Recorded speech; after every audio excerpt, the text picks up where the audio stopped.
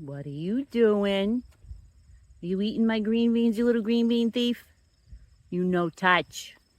And so having a structure in place where you can easily see what does the next step need to be? What's ready to be harvested next?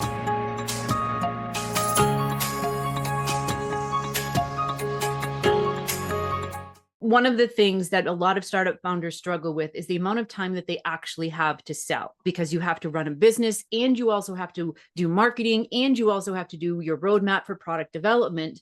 And sales sometimes gets to be the last thing on the list that they do.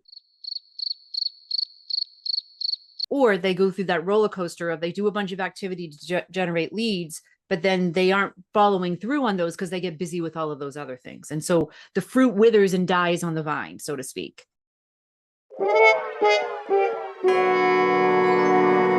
And what a lot of times founders don't realize is that the better they are at having those sales conversations where they dig deeper into the insights, into the real impact that that problem has on the organization, or the impact on the goals that they want to achieve and the obstacles that they face, and how do they build internal consensus on this? How do they feel comfortable and confident in even making this decision?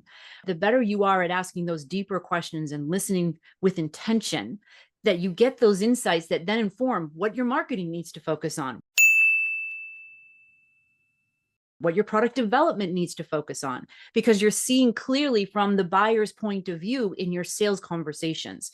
And so it's not an either or, do I spend time here or do I spend time there? It's how do you spend the most effective conversations? How do you spend your time there to inform those other things? And so it's not a battle for your time. It's how are you integrating that into it?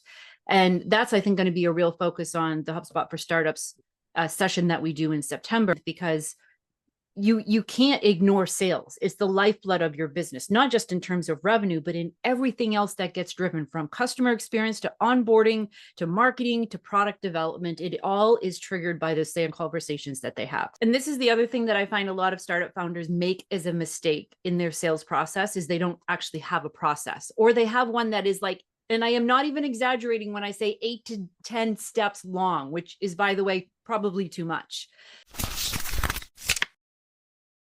And so having a structure in place where you can easily see what does the next step need to be, what's ready to be harvested next. Like I have these fence that I have bent over so that my beans can climb up over the fence, because when they grow on the ground, either the critters get them, the bugs get them, or I don't see them, and then they literally will rot on the vine. And so by having a structure and a process in place that's flexible so that you can move with it as you start to develop your sales processes and your other processes, but at least having one to start with is important to be able to see that low-hanging fruit.